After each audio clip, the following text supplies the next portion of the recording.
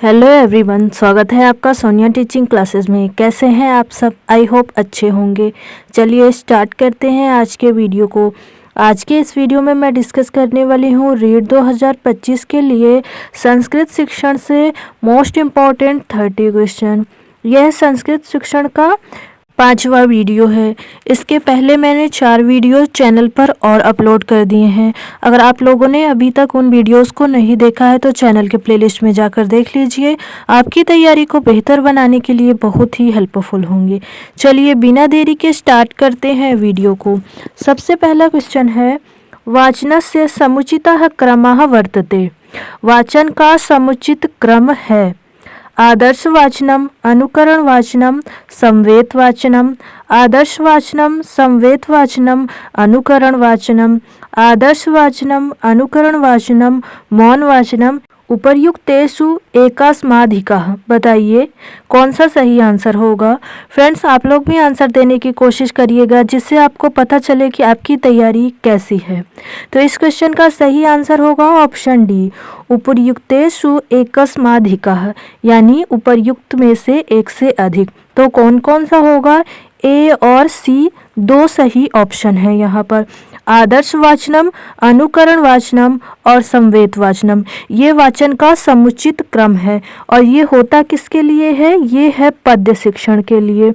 पद्य शिक्षण का ये वाचन का समुचित क्रम है, ध्यान रखिएगा। और सी वाला जो है यह गद्य शिक्षण का है। सी वाला गद्य शिक्षण का है और ए वाला पद्य शिक्षण का है। सी में क्या है? आदर्श वाचनम, फिर उसके बाद अनुकरण वाचनम, फिर होता है मौन वाचनम। तो यहाँ पर हमारा सही आंसर होगा ऑप्शन डी, ध्यान रखिएगा। अगला क्वेश्चन देखिए, निम्नलिखितेषु भाषा शिक्षणस्य प्रमुखम साधनम भवति। निम्नलिखित में से भाषा शिक्षण का प्रमुख साधन होता है विद्यालय भवनम, गुरुगृहम, पाठ्यपुस्तकम या शैक्षिक भ्रमणम।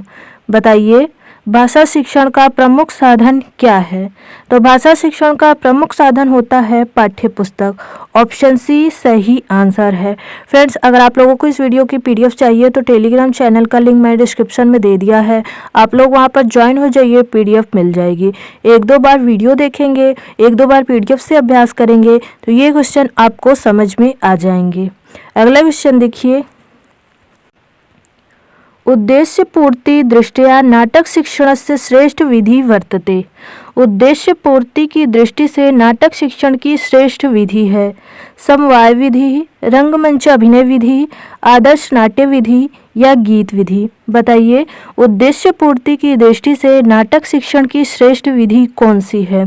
तो कौन सी है? रंगमंच अभिनय विधि है उद्देश्य पूर्ति की दृष्टि से नाटक शिक्षण की श्रेष्ठ विधि।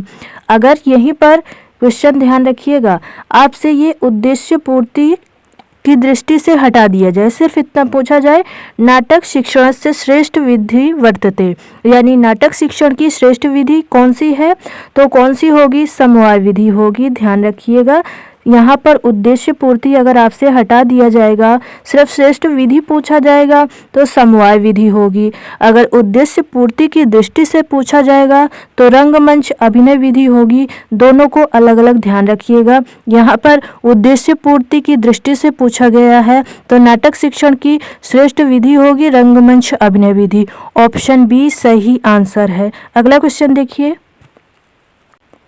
भाषा शिक्षण से अति आवश्यकम कौशलम वर्तते। भाषा शिक्षण का अति आवश्यक कौशल है श्रवणम, लेखनम, भाषणम या पठनम।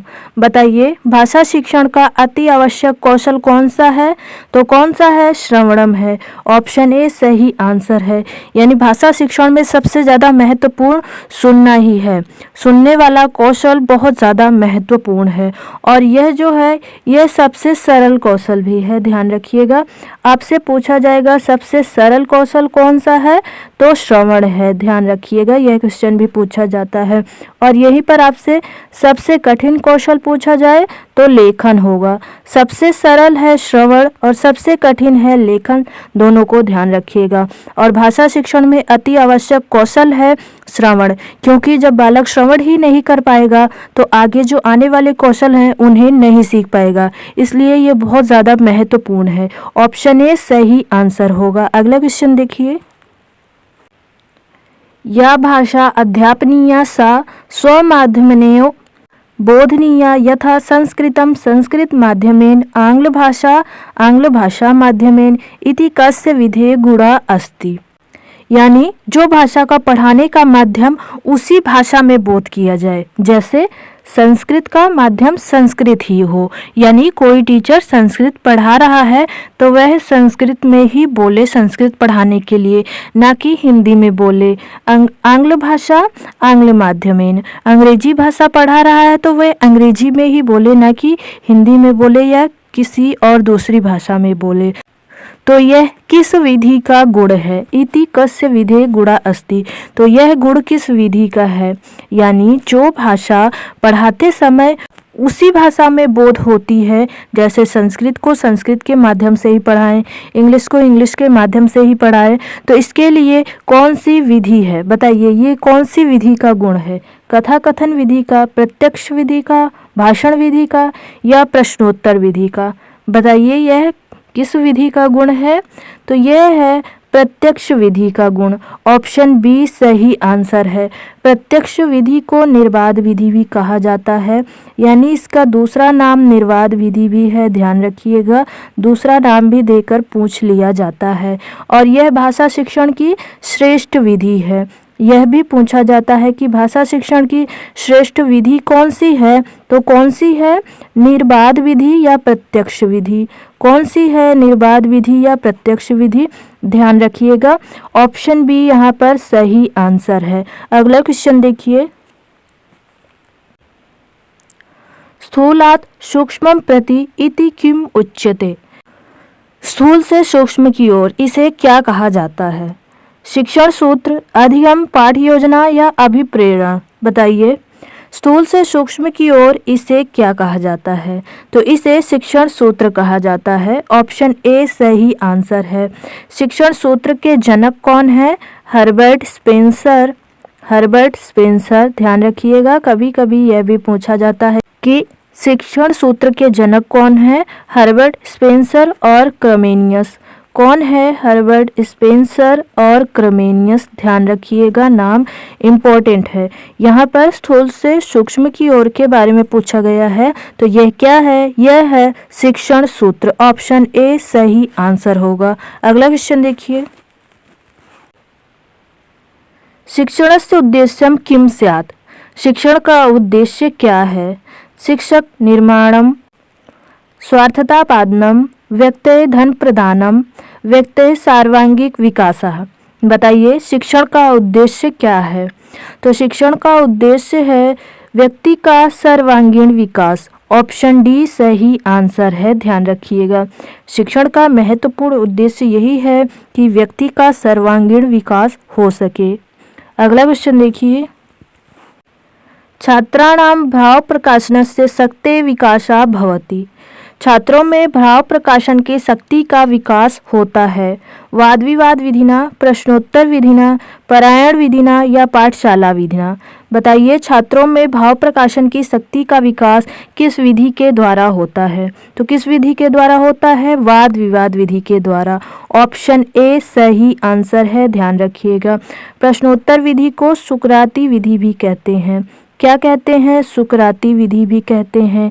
क्यों कहते हैं? क्योंकि इसके जनक सुकरात महोदय हैं, इसलिए इसका दूसरा नाम सुकराती विधि भी है। यहाँ पर छात्रों में भाव प्रकाशन की शक्ति का विकास होता है वाद विवाद विधि के द्वारा। ऑप्शन ए सही आंसर है। अगला क्वेश्चन देखिए, संस्कृत शिक्षणस्य प्रमुख उद्देश्यमस्ति।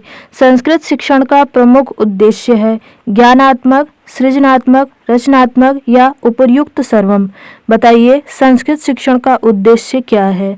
तो संस्कृत शिक्षण के उद्देश्य ये सभी हैं, ज्ञानात्मक भी है, सृजनात्मक भी है और रचनात्मक भी है। तो इसलिए ऑप्शन डी सही आंसर होगा। अगला क्वेश्चन देखिए, रुचे सिद्धांत संदर्भ यावत् छात्रेषु सक्रिय रुचिन भविष्यति तावत् शिक्षकस्य सर्वोत्तम कार्य पूर्ण न भविष्यति इति केन पाश्चात्य विदुषा कथितम्।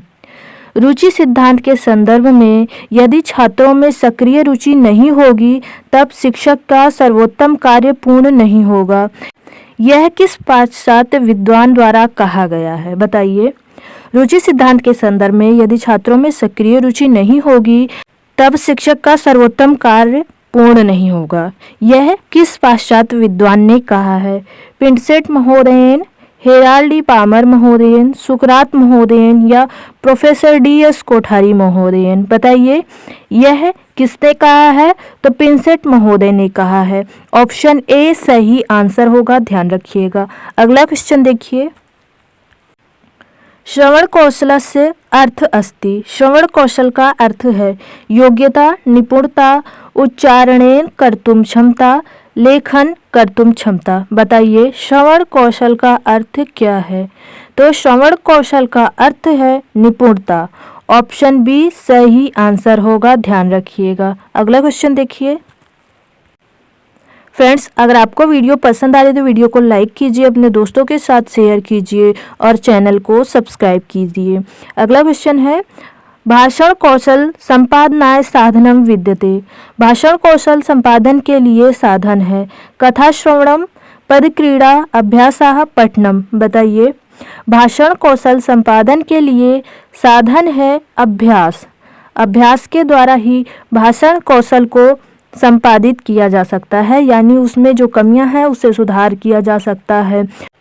तो अगर किसी कौशल में कमियां हैं तो उसका सुधार किसके माध्यम से होगा? अभ्यास के माध्यम से ही होगा। ऑप्शन सी सही आंसर है। अगला क्वेश्चन देखिए। शिक्षण सूत्रेषु छात्राणां समक्ष उदाहरणानि प्रस्तुते नियमं प्रतिगमनम् इति कस्य शिक्षण सूत्रस्य विशेषता। शिक्षण सूत्रों में छात्रों के समक्ष उदाहरण प्रस्तुत करके उसके बाद नियम को बताना, यह किस शिक्षण सूत्र की विशेषता है? बताइए। आगमनात् निगमनम प्रति, पूर्णादर्शम प्रति, विश्लेषणात् संश्लेषण प्रति या ज्ञातात् ज्ञातम प्रति? बताइए। शिक्षण सूत्रों में छात्रों के समक्ष उदाहरण प्रस्तुत करके नियम बताना, यह किस शिक्षण सूत्र की विशेषता है? तो आगमनात् निगमनम प्रति, यानी आगमन और निगमन की विशेषता है ये। आगमन से निगमन की ओर, यानी उदाहरण से नियम की ओर, उदाहरण से नियम की ओर, ध्यान रखिएगा। ऑप्शन ए सही आंसर होगा। आगमन में उदाहरण से नियम की ओर होता है, निगमन में नियम से उदाहरण की ओर होता है। तो यह व्याकरण शिक्षण की महत्वपूर्ण विधि है, ध्यान रखिएगा। ऑप्शन ए सही आंसर है। यहाँ पर ये जो पूछा गया ना, इस विधि का नियम है, यानी इसकी विशेषता है। ऑप्शन ए सही होगा। अगला क्वेश्चन देखिए। श्लोकानां सूत्राणां गद्यानां च कंठस्थीकरणोपरि को विधि बलम ददाति। श्लोकों में, सूत्रों में और गद्यों में कंठस्थीकरण पर कौन सी विधि बल देती है? बताइए। पारायण विधि, वाद विवाद विधि, व्याख्या विधि या आगमन विधि? श्लोकों में, सूत्रों में और गद्यों में कंठस्थीकरण पर जो विधि बल देती है वह है पारायण विधि। ऑप्शन ए सही आंसर होगा। पारायण विधि में श्लोकों, सूत्रों और गद्यों के कंठस्थीकरण पर बल दिया जाता है, यानी यहाँ पर रटने पर बल दिया जाता है। ऐसा भी क्वेश्चन बनता है कि किस विधि में रटने पर बल दिया जाता है? तो पारायण विधि में, ध्यान रखिएगा। रटने पर बल दिया जाता है पारायण विधि में। ऑप्शन ए सही आंसर है। अगला क्वेश्चन देखिए।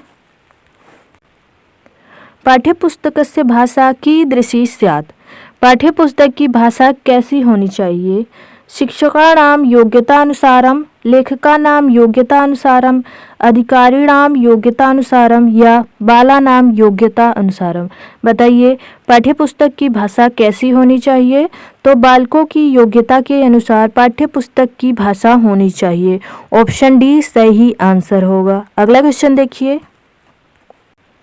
अन्वय व्यतिरेक विधौ भवति। अन्वय व्यतिरेक विधि होती है पुस्तकस्य प्राधान्यम, प्रकृति प्रत्ययो प्राधान्यम, सूत्र स्मरणस्य प्राधान्यम, उदाहरणानां प्राधान्यम। बताइए। अन्वय व्यतिरेक विधि होती है, कैसी होती है? तो प्रकृति प्रत्यय प्रधान होती है। ऑप्शन बी सही आंसर है। अन्वय विधि के माध्यम से शब्द में कौन सी प्रकृति है, कौन सा प्रत्यय है, यह सब बताया जाता है, तो ध्यान रखिएगा। ऑप्शन बी सही आंसर है। अगला क्वेश्चन देखिए। भाषा या माध्यमेन बालका, भाषा के माध्यम के द्वारा बालक को पठितुम शिक्षयति, लेखितुम शिक्षयति, ए और बी उभयो उपर्युक्तेषु क अपि न। बताइए, भाषा के माध्यम से बालक को पढ़ने के लिए शिक्षा दी जाती है, लिखने के लिए शिक्षा दी जाती है, तो यानी दोनों सही है। ऑप्शन सी सही आंसर है, ध्यान रखिएगा। भाषा के माध्यम से बालक को पढ़ने के लिए शिक्षा दी जाती है और लिखने के लिए शिक्षा दी जाती है। ऑप्शन सी सही आंसर होगा। अगला क्वेश्चन देखिए, मानवस्य जीवने भाषायाः किं महत्वम् अस्ति। मानव के जीवन में भाषा का क्या महत्व है। भाषा संप्रेषणस्य माध्यमा अस्ति, भाषा संप्रेषण का माध्यम है, सही। ज्ञानार्जनस्य साधनम अस्ति, ज्ञान अर्जन का साधन है, सही। संस्कृत्या सभ्यताया विकासे सहायकम अस्ति, संस्कृति और सभ्यता के विकास में सहायक है, बिल्कुल सही। तो ऑप्शन डी सही होगा, उपयुक्तता सर्वे, यानी मानव के जीवन में भाषा का महत्व यहाँ पर जो तीनों ऑप्शन दिए हैं इनके द्वारा होता है। ऑप्शन डी सही आंसर होगा। अगला क्वेश्चन देखिए, मूल्यांकनम अस्ति, मूल्यांकन है, लक्ष्य सिद्धि मापनम, रचनात्मकता परीक्षा, संकलनात्मिका परीक्षा, वार्षिकी परीक्षा। बताइए मूल्यांकन क्या है। तो मूल्यांकन है लक्ष्य सिद्धि का मापन। ऑप्शन ए सही आंसर होगा। यहाँ पर एक पॉइंट ध्यान रखिएगा, अगर आपसे पूछा जाए मापन क्या है तो मापन केवल ज्ञानात्मक पक्ष का होता है, ध्यान रखिएगा। यानी मापन जो है सिर्फ ज्ञानात्मक पक्ष से संबंधित है, ज्ञानात्मक पक्ष से मापन संबंधित है। और मूल्यांकन में जो है मनुष्य के संपूर्ण पक्ष का मूल्यांकन होता है, दोनों में डिफरेंस ध्यान रखिएगा। मूल्यांकन है लक्ष्य सिद्धि का मापन। ऑप्शन ए सही आंसर होगा। अगला क्वेश्चन देखिए, एकैकस्य प्रश्नस्य पदेनैकेन वर्णेनैकेन वा समाधानं प्रदेयं भवेति चेत् सा का परीक्षा भवेत्। एक एक प्रश्न का पद के द्वारा और वर्णों के द्वारा समाधान होता है, यह कौन सी परीक्षा में होना चाहिए। बताइए, एक एक प्रश्न का पद के द्वारा और वर्णों के द्वारा समाधान प्रदान होता है, तो यह कौन सी परीक्षा में होना चाहिए। शलाका परीक्षा में, निबंधात्मक परीक्षा में, वस्तुनिष्ठ परीक्षा में या मौखिक परीक्षा में। बताइए इस क्वेश्चन का सही आंसर क्या होगा। तो सही आंसर है ऑप्शन सी, वस्तुनिष्ठ परीक्षा में एक एक प्रश्न का पद के द्वारा और वर्णों के द्वारा समाधान प्राप्त होता है, ध्यान रखिएगा। ऑप्शन सी सही आंसर है। अगला क्वेश्चन देखिए, कस्मिन् विधौ एका व्यक्ति वदति अपरः च संस्कृते अनुवादं करोति। किस विधि में एक व्यक्ति बोलता है और दूसरा व्यक्ति संस्कृत में अनुवाद करता है। पुस्तक विधौ, द्विभाषा विधौ, तुलना विधौ या मातृभाषा विधौ। बताइए किस विधि में एक व्यक्ति बोलता है और दूसरा व्यक्ति संस्कृत में अनुवाद करता है। तो किस विधि में, द्विभाषा विधि में। ऑप्शन बी सही आंसर है। द्विभाषा विधि जो है यह अनुवाद शिक्षण की श्रेष्ठ विधि है। किसकी श्रेष्ठ विधि है, अनुवाद शिक्षण की श्रेष्ठ विधि है। यह क्वेश्चन भी आपसे पूछा जाता है कि अनुवाद शिक्षण की श्रेष्ठ विधि कौन सी है, तो कौन सी है, द्विभाषा विधि है, ध्यान रखिएगा। ऑप्शन बी सही आंसर होगा। अगला क्वेश्चन देखिए, पठन कौशलस्य विधि वर्तते। पठन कौशल की विधि है अक्षर विधि, शैक्षिक भ्रमण विधि, कथन विधि या अभिव्यक्ति विधि। बताइए पठन कौशल की कौन सी विधि है, तो कौन सी विधि है, अक्षर विधि है पठन कौशल की विधि। ऑप्शन ए सही आंसर होगा। अगला क्वेश्चन देखिए, भाषा कौशलम एकम साधनम अस्ति। भाषा कौशल एक साधन है, अभिव्यक्ति का, वाचन का, लेखन का या पठन का। बताइए भाषा कौशल एक किसका साधन है, तो किसका साधन है, अभिव्यक्ति का साधन है। ऑप्शन ए सही आंसर है, ध्यान रखिएगा। अगला क्वेश्चन देखिए, सहयोग विधि के नामना ज्ञायते। सहयोग विधि को किस नाम से जाना जाता है, परायण विधि, निगमन विधि, आगमन विधि या साहचर्य विधि। बताइए सहयोग विधि को किस विधि के नाम से जाना जाता है, तो साहचर्य विधि को सहयोग विधि के नाम से जाना जाता है। ऑप्शन डी सही आंसर है। आगमन निगमन विधि व्याकरण शिक्षण की विधि है, किसकी विधि है? व्याकरण शिक्षण की विधि है, ध्यान रखिएगा। व्याकरण शिक्षण की विधि कौन सी है? आगमन निगमन विधि। बहुत ही महत्वपूर्ण विधि है, बार बार क्वेश्चन इससे बनता है। तो सहयोग विधि को किस नाम से जाना जाता है? साहचर्य विधि के नाम से। ऑप्शन डी सही आंसर है। अगला क्वेश्चन देखिए, अर्थ ग्रहणार्थम सर्वाधिकम उपयुक्तम पठनम भवति। अर्थ ग्रहण करने के लिए सर्वाधिक उपयुक्त पठन होता है। चित्र पठनम, शब्द पठनम, सस्वर पठनम, मौन पठनम। बताइए, अर्थ ग्रहण करने के लिए सर्वाधिक उपयुक्त पठन होता है मौन पठन। ऑप्शन डी सही आंसर है, ध्यान रखिएगा। अगला क्वेश्चन देखिए, कोऽपि छात्रः अनुकरणपेक्षया मूलरूपेण रचनात्मकं लेखनं लिखति इदं किं कथ्यते। कोई भी छात्र अनुकरण की अपेक्षा मूल रूप में रचनात्मक लेखन लिखता है, यह क्या कहा जाता है? यानी कोई छात्र है वह अनुकरण नहीं करना चाहता, अपनी रचनात्मक शक्ति के द्वारा लेखन लिखता है, तो इसे क्या कहा जाता है? स्मरणात्मकम, अवबोधनात्मकम, सृजनात्मकम या पत्र लेखनम। बताइए, इसे क्या कहा जाएगा? तो इसे सृजनात्मकता कहा जाएगा। ऑप्शन सी सही आंसर है, ध्यान रखिएगा। अगला क्वेश्चन देखिए, के प्रश्ना अभिव्यक्ति कौशलम भाषा शैली च परिमार्जयन्ति। कौन से प्रश्न अभिव्यक्ति कौशल और भाषा शैली को शुद्ध करते हैं? बताइए, परिमार्जन का अर्थ होता है शुद्ध करना। वस्तुनिष्ठ प्रश्न, लघुत्तरात्मक प्रश्न, निबंधात्मक प्रश्न या सर्वे। बताइए, कौन से प्रश्न अभिव्यक्ति कौशल और भाषा शैली को शुद्ध करते हैं? बताइए, कौन से प्रश्न हैं? तो निबंधात्मक प्रश्न के द्वारा अभिव्यक्ति कौशल और भाषा शैली को शुद्ध किया जाता है, ध्यान रखिएगा। ऑप्शन सी सही आंसर है। अगला क्वेश्चन देखिए, शैक्षिक मूल्यांकनाय विद्यालय शिक्षायां सर्वाधिक प्रचलिता विधा अस्ति। शैक्षिक मूल्यांकन के लिए विद्यालय शिक्षा में सर्वाधिक प्रचलित विधि है। मौखिक परीक्षा, प्रायोगिक परीक्षा, लिखित परीक्षा या निरीक्षण विधि। बताइए, शैक्षिक मूल्यांकन के लिए विद्यालय शिक्षा में सर्वाधिक प्रचलित विधि है तो लिखित परीक्षा। ऑप्शन सी सही आंसर है, ध्यान रखिएगा। अगला क्वेश्चन देखिए, व्याकरण शिक्षणस्य कृते सर्वाधिकम उपयुक्तम अस्ति। व्याकरण शिक्षण के लिए सर्वाधिक उपयुक्त है। सरलात् कठिनं प्रति, ज्ञातात् ज्ञातं प्रति, आगमनात् निगमनं प्रति, अनिश्चितात् निश्चितं प्रति। बताइए, व्याकरण शिक्षण के लिए सर्वाधिक उपयुक्त है तो क्या उपयुक्त है? आगमन से निगमन की ओर, ध्यान रखिएगा। ऑप्शन सी सही आंसर है। देखिए, आगमन से निगमन की ओर कितना इम्पोर्टेंट है, एक दो बार तो यहीं पर क्वेश्चन आ गया, तो इसे ज़रूर पढ़कर जाइएगा, बहुत ही इम्पोर्टेंट है। एक क्वेश्चन तो आप 100% मानकर ही चलिए, बहुत ज़्यादा इम्पोर्टेंट है। क्या सिर्फ संस्कृत शिक्षण में ही नहीं, और जहाँ भी आता है, जैसे हिंदी शिक्षण हो गया और मनोविज्ञान हो गया, ईवीएस हो गया, इन सब में आ सकता है, और मैथ में किसी में भी आ सकता है, तो आप इसे जरूर पढ़ के जाइए। ये क्वेश्चन 100% मानकर चलिए। ऑप्शन सी यहाँ पर सही आंसर होगा। अगला क्वेश्चन देखिए, भाषा शिक्षण कौशलेषु अंतिम कौशल अस्ति। पठनम, लेखनम, भाषणम, श्रवणम।